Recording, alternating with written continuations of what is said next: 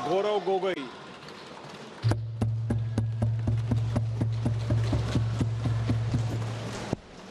धन्यवाद अध्यक्ष महोदय। आज हम इस विशेष चर्चा में भाग लेने के लिए खड़े हुए हैं और ये चर्चा इसलिए हो रही है क्योंकि हाल में ही जो युद्ध हुआ वो एक सूचना का युद्ध था। एक प्रकार से हम पड़ोसी देश और दुनिया भर को सच्चाई की सूचना देना चाहते थे और कुछ ऐसे ताकत थे, ऐसी शक्तियां थी जो भ्रम का सूचना सारे देश में, सारे दुनिया में फैला रहे थे। और इसीलिए इस चर्चा का विशेष मांग ये है कि आज सच्चाई सदन में आनी चाहिए, सच्चाई पहलगाम की आनी चाहिए, सच्चाई ऑपरेशन सिंदूर की आनी चाहिए, सच्चाई विदेश नीति की आनी चाहिए। और यही आज हमने सूचना का जो युद्ध की जो बात हम कर रहे हैं वो आज हमने आदरणीय राजनाथ सिंह के भाषण में सुना। बहुत से सूचनाएं दी उन्होंने, बहुत से जानकारी दी, लेकिन रक्षा मंत्री होने के नाते ये नहीं कहा कि पहलगाम में दहशतगर्द कैसे आए।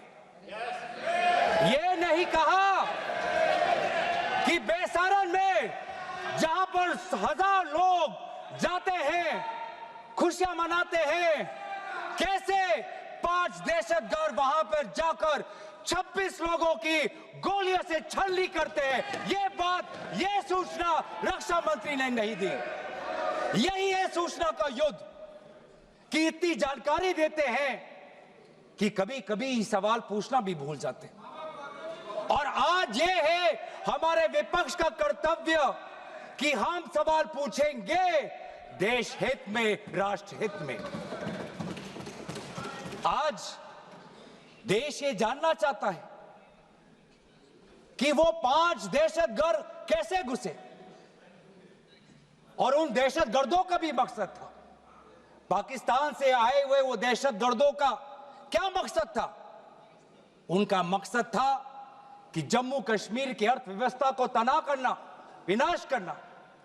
उनका मकसद था कि भारत देश में एक सांप्रदायिक वातावरण का जन्म देना। उनका मकसद यह था कि भारत और पाकिस्तान का एक हाइफिनेशन होना।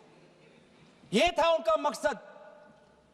लेकिन सर, मुझे दुख है कि आज राजनाथ सिंह जी ने सैनिकों की बात तो की, लेकिन जो हमारे भारत की जो आवाम है, जो जनता है, जो उन्होंने पाकिस्तान के दहशतगर्दों का पूरी जो मंशा है उस पर उन्होंने पूरा नकारा और हम एकजुट रहे।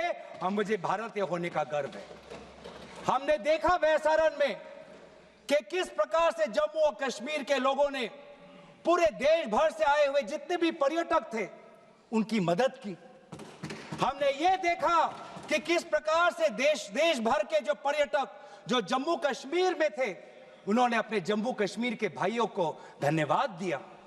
हमने ये भी देखा कि कैसी एक विधवा हिमांशी नरवाल ने कहा कि मैं नहीं चाहती कि मेरे जो पति जिसको लेके आज राजनीति हो रही है उसके शव पर देश में हिंदू मुसलमान की राजनीति हो, मैं नहीं चाहती। यह है हमारी देश की संस्कृति और यह था मंशा पाकिस्तान का।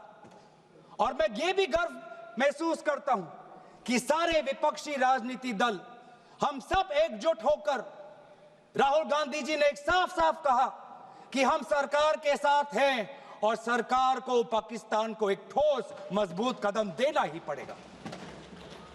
लेकिन देश ये भी जानना चाहता है, वे 26 लोग जो जिनके परिवारों में आज कोई गुजर गया, वे ये भी जानना चाहता है कि 100 दिन गुजर गए और वे 5 दहशतगर्दियों को यह सरकार पकड़ नहीं पाई।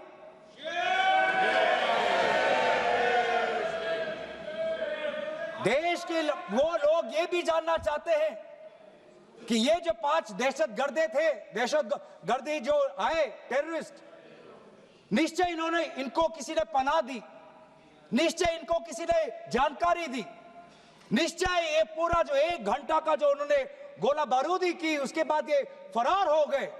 उनको फरार होने में भी किसी ने उनकी मदद की, और आज भी ये 100 दिन हो गए और सरकार के पास कोई जवाब नहीं।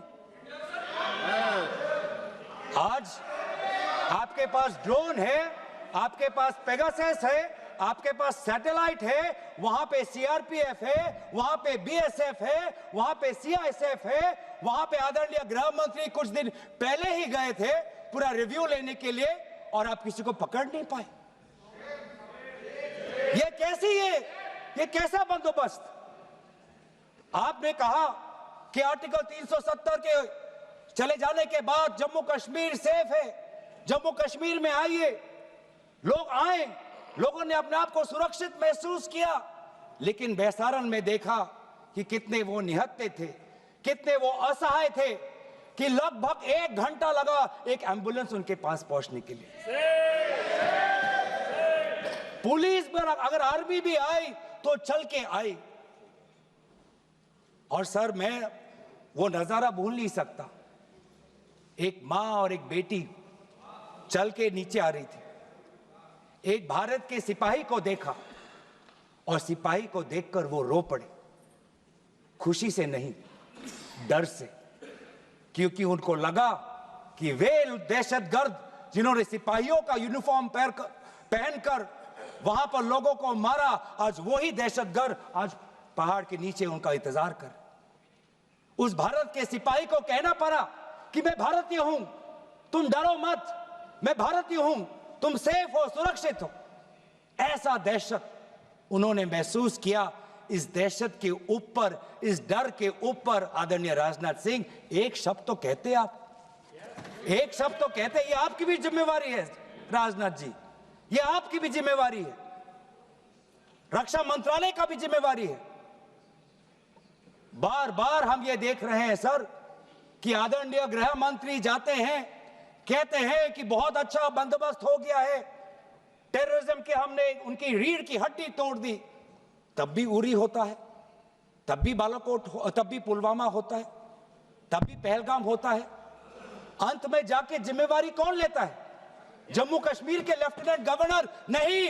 अगर जिम्मेवारी किसको लेनी पड़ेगी तो आदरणीय गृह मंत्री आपको लेनी पड़ेगी, नैतिक जिम्मेवारी आपको लेनी पड़ेगी। आप लेफ्टिनेंट गवर्नर के पीछे नहीं छुप सकते, आप लेफ्टिनेंट गवर्नर के पीछे ये केंद्र सरकार नहीं छुप सकती, क्योंकि गृह मंत्री खुद वहां पे थे कुछ ही हफ्ते पहले, खुद उन्होंने सिक्योरिटी का रिव्यू लिया कि आपके पास जानकारी नहीं थी। और सर, ये सरकार इतनी कमजोर, ये सरकार इतनी बुज़दिल कि आज उन्होंने इस सर में, क्योंकि उन्होंने अगर इसका किसी का दोष दिया तो टूर ऑपरेटर्स को दोष दिया कि टूर ऑपरेटर्स बिना अनुमति के द्वारा, बिना लाइसेंसेस के द्वारा लोगों को बेसहारा ले जा रहे, हमें तो पता ही नहीं था। ये है इनका कारण, ये बताना चाहते हैं। तो सर, यही तो दुख की बात है कि कहीं ना कहीं एक सरकार में एक अहंकार आ चुका है। इंटेलिजेंस और सिक्योरिटी जो फ्रेमवर्क है, एस्टैब्लिशमेंट है, जो लोग हैं जो निर्णय लेते हैं इंटेलिजेंस और सिक्योरिटी की, आज उनमें एक अहंकार आ गया है कि चाहे जितनी भी बड़ी गलती हो उन पर कोई सवाल नहीं उठा सकता। लेकिन आज हम सवाल उठा रहे हैं, आज हम सवाल उठा रहे हैं, आज हम सवाल उठाएंगे। प्रधानमंत्री मोदी जी, आपको अब सऊदी अरब में थे, आप जब वापस आते आपका पहला नैतिक कर्तव्य होता कि पहलगाम आप जाते, लेकिन आप पहलगाम नहीं गए, एक सरकारी कार्यवाही के लिए आप बिहार गए और चुनावी भाषण दिया। देश के मुखिया सऊदी अरब में थे, पूरा कार्यक्रम उन्होंने संपूर्ण किया, वापस आए और वो पहलगाम भी नहीं जा पाए और बिहार में जाके चुनावी भाषण दे रहे हैं। अगर पहलगाम में कोई गया तो हमारा नेता राहुल गांधी गया। अगर पहलगाम में जो लोगों की मृत्यु हुई उनके लिए अगर शहादत की मांग कोई कर रहा है तो हमारा दल का नेता राहुल गांधी कर रहा है। राहुल गांधी जी बदामी के कंटोनमेंट में गए। सर मैं बोलूं? Sir house in order. Sir house in order में sir house is not in order में रहेगा सर। टाइम लेकिन आप तथ्यों पे बोलें, गलत सूचनाएं नहीं दे सदन में, गलत सूचनाएं मत दे। हम बोलिए इसके ऑर्डर में लाइए सर। कोई सदन में गलत तथ्य नहीं रख सकते आप। सर मैं बोलूं सर कैमरा आएगा मेरे पे। धन्यवाद। आदरणीय अध्यक्ष महोदय, अब बात आती है ऑपरेशन सिंदूर की। आज मैं राजनाथ सिंह जी का भाषण सुन रहा था। मुझे पता नहीं चल रहा था कि राजनाथ सिंह जी जो वो भाषण दे रहे थे वो किस समय का उजागर कर रहे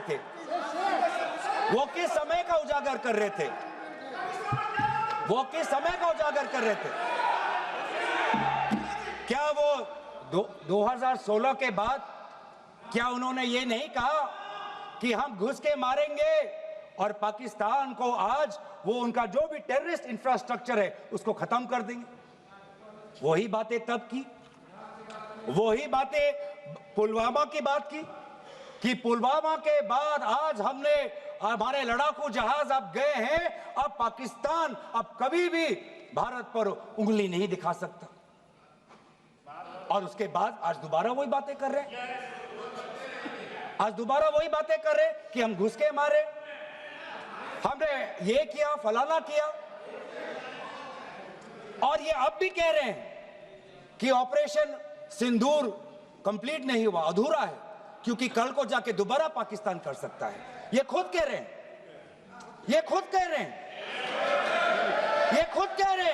कि इसके पश्चात भी पाकिस्तान कल को जाके कर सकता है। तो ये जो सफल कैसे हुआ? फिर क्या सफल हुआ? आज ये खुद कह रहे हैं कि हमारा मकसद युद्ध का नहीं था। हम पूछना चाहते क्यों नहीं था, होना चाहिए था। आज उन्होंने खुद कहा कि हमारा मकसद जमीन लेने का नहीं था। क्यों नहीं था? पाकिस्तान ऑक्यूपाइड कश्मीर अगर आज नहीं लेंगे तो कब लेंगे? ये इन्होंने खुद कहा कि हमारा मकसद था टेररिस्ट के इंफ्रास्ट्रक्चर पर आक्रमण करना। तो क्या हमने उरी के समय नहीं किया? क्या हमने पुलवामा के समय नहीं किया?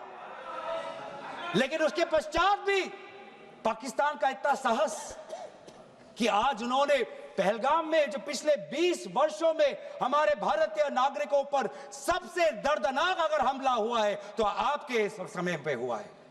आपके समय में उरी हुआ, आपके समय में पुलवामा हुआ और आपके समय में आज पहलगाम हो रहा है। कुछ बातों का उजागर किया, कुछ किताबों का भी उजागर किया। ये नई प्रक्रिया है सर। हर चर्चा में आदरणीय भाजपा के नेता एक किताब उठा लेते हैं, फिर कुछ पंक्तियां वहां से पढ़ते हैं। मैं इतिहास के पंक्तियों को नहीं पढ़ना चाहूंगा। आज हमारे भारतीय सेना के जो बड़े अफसर हैं, मैं उनकी बात में पढ़ना चाहूंगा। दुख की बात तो यह है सर कि ये वो बातें हैं जिन्हें हमें भारत के अंदर सुनना चाहिए था, लेकिन पहली बार हमने सीडीएस को सुना तो हमने सिंगापुर में सुना, श्रृंगला डायलॉग में। ब्लूमबर्ग को वो जानकारी दे रहे थे, हमें नहीं सर। ब्लूमबर्ग को क्या जानकारी दिया, मैं पूरा पढ़ लेता हूं without editing. What is important, क्या जरूरी, हिंदी में अनुवाद करने की कोशिश भी करता हूं, मत करो। क्या ये जरूरी नहीं कि जेट गिरे, पर क्यों गिरे, क्या गलतियां हुई, वो महत्वपूर्ण है। संख्या महत्वपूर्ण नहीं, सर 35 ही राफेल है देश में, 35 ही राफेल है। अगर उनमें से कुछ गिरे भी तो देखिए सर, मुझे तो लगता है कि बहुत बड़ी क्षति हुई। 35 राफेल, अगर कुछ उनमें से भी अगर कुछ गिरे तो मुझे लगता है कि जरूरी है, क्योंकि आपको लगता है कि 35 राफेल काफी है, तो अगर कुछ गिरे तो वो भी जरूरी है। और उन्होंने उसके बाद ये कहा कि ये बात अच्छी है कि हमने अपनी गलतियां को समझा, उसको सुधरा, और 2 दिन बाद हमने अपने जेट को उड़ाए और दूर से हमने आक्रमण किया। सर ये मैं थोड़ी जानकारी चाहूंगा। हमारे पास जो हमें संदेश मिलता है कि दुनिया के सबसे बढ़िया और बेहतरीन लड़ाकू जहाज हमारे पास है, सबसे बेहतरीन पायलट हमारे पास है, तो सीडीएस को ऐसा क्या कहना पड़ा, ऐसा क्या परिस्थितियां हैं कि हमारे पायलट हमारे लड़ाकू जहाज क्लोज रेंज में नहीं जा सकते, उनको दूर से ही फायर करना पड़ता? ये क्या है? ये क्या पाबंदी है? ऐसी ये क्या पाबंदी है कि सीडीएस को ये कह रहे हैं कि हमारे लड़ाकू जहाज ने पहले दिन गलतियां की, गलतियां हमने सुधारी और दूर से हमने आक्रमण किया? क्या हम पास से नहीं कर सकते? ये जानकारी हमें दे। हम ये जानना चाहते हैं कि lieutenant general Rahul R Singh ने सदन के अंदर नहीं, सांसदों को नहीं, राजनीतिक दलों के फ्लो लीडर्स को नहीं, फिक्की में जाके कहा, क्या कहा उसका भी मैं हिंदी में अनुवाद करता हूं कि पाकिस्तान तो सिर्फ फ्रंट पे था और पाकिस्तान के पीछे चाइना उनके पूरी तरीके से समर्थन कर रहा है। ऐसी कोई आश्चर्य की बात नहीं होनी चाहिए, क्योंकि पिछले 5 वर्षों में लगभग 80% मिलिट्री हार्डवेयर पाकिस्तान को सिर्फ पूरा चाइना से मिल रहा है। तो सर मैं आज पूछना चाहूंगा आदरणीय राजनाथ सिंह जी से, जो सरकार चीन को लाल आंख दिखाने की बात करती है, एक बार भी आपने चीन का उजागर अपने भाषण में क्यों नहीं किया? आर्मी कर रही है, आर्मी के कह रही है, आर्मी कहती है कि आज कि सिर्फ चीन और पाकिस्तान का ये 2 फ्रंट नहीं, अब 3 फ्रंट का भी हो सकता है, कन्वर्जेंस हो सकता है चीन, पाकिस्तान और बांग्लादेश को लेकर। लेकिन मैं सरकार को याद दिलाना चाहूंगा कि ये जो 2 फ्रंट की जो बात थी, इस बात की शुरुआत किसने की थी? इस बात की चेतावनी किसने दी थी? इस बात की चेतावनी इसी सदन में हमारे दल के नेता राहुल गांधी जी ने दी थी।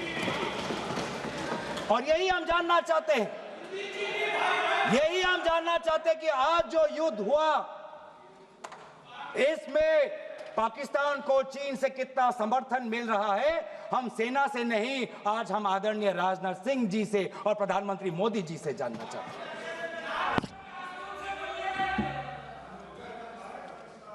और सर इंडोनेशिया में जो डिफेंस अटैचे है, उसने तो ताज्जुब की बात कह दी।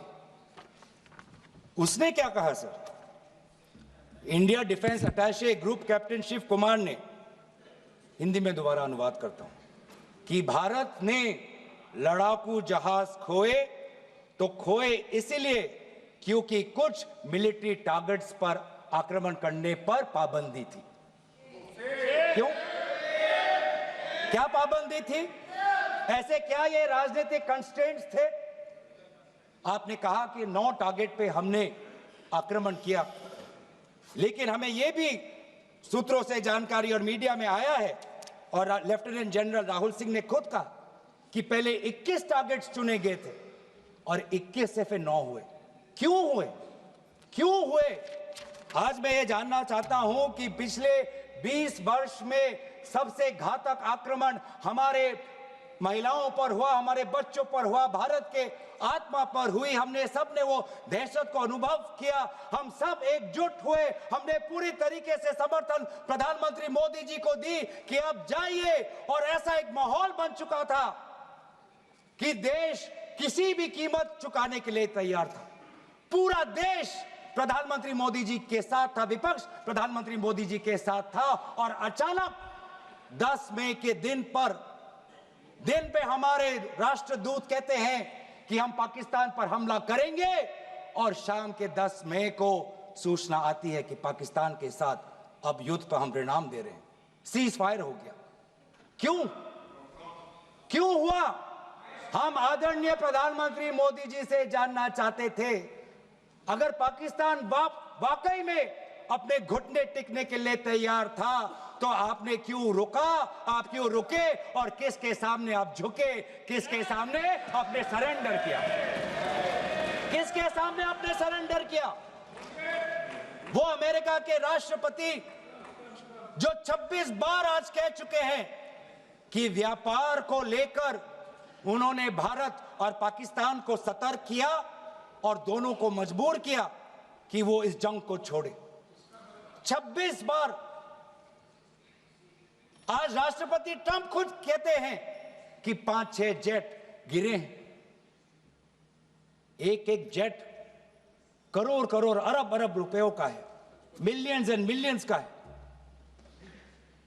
इसलिए हम जानना चाहते हैं, आज हमें स्पष्ट रूप से आदरणीय राजनाथ सिंह जी बताएं, देश पर विश्वास करें, देश में वो साहस है सच्चाई सुनने की। आज आप बताएं कितने लड़ाकू जहाज गिरे? हमारे में वो साहस है, क्योंकि ये सूचना, ये सच्चाई सिर्फ देश के नागरिकों के लिए नहीं, ये सूचना, ये सच्चाई हमें देश के जवानों को भी देना है। आज उनसे भी झूठ कहा जा रहा है, उनके बीच में भी भ्रम फैलाया जा रहा है। हम उनकी जो सच्चाई है आज हम सदन के अंदर लाना चाहते हैं। और सर, बात में आती है विदेश नीति की। किस मुंह से हम कहें कि विदेश नीति आज सफल हुआ है? किस मुंह से कहें?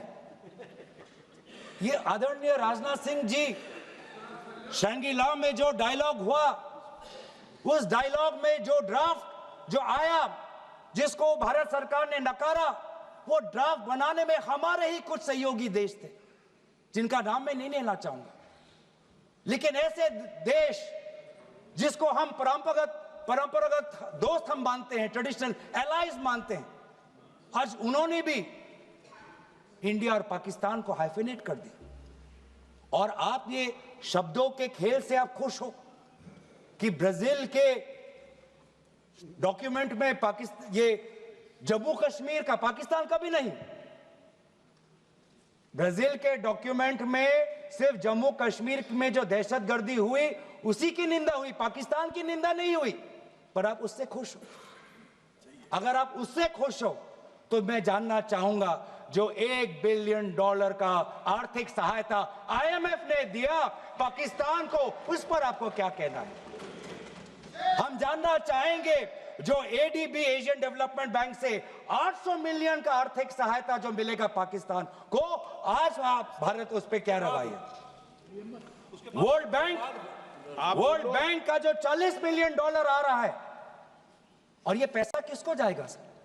पाकिस्तान की नेतृत्व उनकी जनता या उनकी चुनी हुई सरकार नहीं, पाकिस्तान की सरकार का जो रिमोट कंट्रोल है वो पाकिस्तान की सेना के पास है। तो ये सारा पैसा वहीं जाएगा जहां पर हमने मिसाइल गिराई। तो क्या इतना भी हम नहीं कर पाए? क्या इतना भी ताकत नहीं? क्या इतना भी विश्व गुरु में लोगों का विश्वास नहीं, देश अंतर्राष्ट्रीय नेताओं का विश्वास नहीं कि IMF का एड ना जाए पाकिस्तान के पास, वर्ल्ड बैंक का एड ना जाए पाकिस्तान के पास, ADB का एड ना जाए पाकिस्तान के पास? आप में इतना भी ताकत नहीं कि एक देश ने पाकिस्तान को टेरर स्टेट का दर्जा नहीं दिया। एक देश ने आज FATF financial action task force में, जिससे बहुत नियंत्रण पाकिस्तान पे पड़ती थी, आज उससे वो 2022 में निकल आई ग्रे लिस्ट में। क्या वो डालेंगे? तो इसीलिए आज हम ये मांग करते हैं कि सरकार अब डरिए मत, सच्चाई से डरिए मत। उस दिन भी देश सरकार के साथ दहशतगर्दी के खिलाफ खड़ा था, विपक्षी दल सरकार के साथ खड़े हैं, और आज भी दहशतगर्दी के खिलाफ सच्चाई के पक्ष में देश और विपक्ष आज सरकार के साथ। आप हमें अपना दुश्मन ना समझे। हम सरकार के दुश्मन नहीं हैं।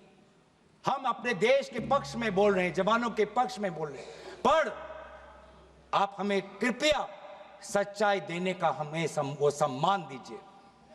सच्चाई सुनने का अधिकार हमारा है, और जितने बार आप झूठ और भ्रम फैलाएंगे, हम उतनी बार आपको पूछते जाएंगे कि आपने क्या किया।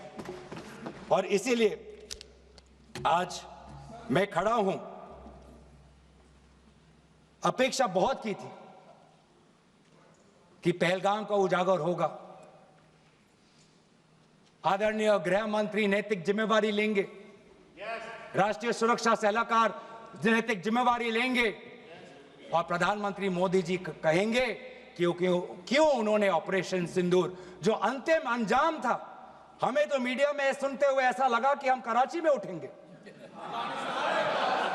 मीडिया में हमारे भारत की मीडिया जो जिनको सूचना आपसे ही मिलती है, उनका सुनने में लगा कि आज तो हम फतह करके ही रहेंगे। लेकिन पता चला कि नहीं, कहीं ना कहीं हमारे पैर डगमगा गए, और जो अंतिम परिणाम था उससे पीछे हम हट गए। हमें पीछे नहीं हटना, हमें आगे बढ़ना है सच्चाई के साथ, लोकतंत्र के पक्ष में। इन्हीं बातों के साथ मैं अपना पक्ष समाप्त करता हूं। धन्यवाद। जय हिंद।